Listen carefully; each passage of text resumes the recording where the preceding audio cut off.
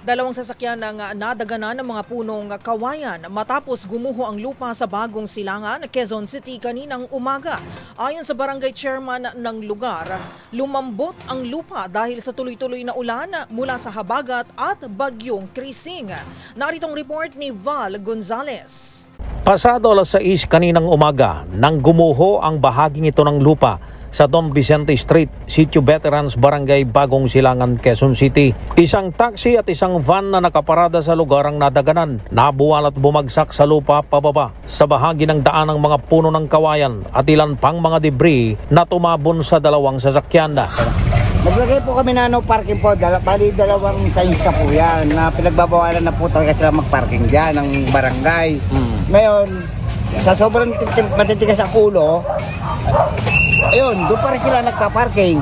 Kaya nagkaroon ng trahedya, hindi na wala na kami magagawa kasi sa gabi sila nagpa-parking din, hindi naman sa araw.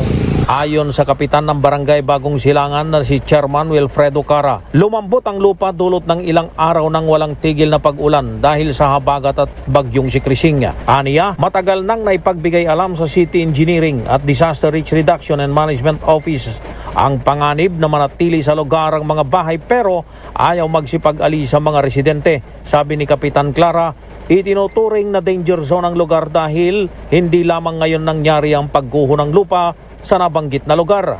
Wala namang nasaktan sa insidente. 2 taon nang nakalilipas ng gumuho na rin sa bahaging ito dahil sa isang malakas na bagyo. Sa ngayon, aniya, nailikas na sa lugar ang 3 pamilya na nakatira sa 3 apektadong mga bahay. Sabi ni Cara, tumutuloy ngayon sa mga kamag-anak ang 3 pamilya na ayaw tumira sa transition house ng barangay na nasa Sitio Veterans. Pinag-aaralan ngayon ng barangay at City DRRMO maging ng Housing and Regulatory Division ng City Government kung paano matutulungan ang mga apektadong pamilya. Para sa MBC TV Network News, ako si Val Gonzales, DJ Ray, una sa Pilipinas, una sa Pilipino.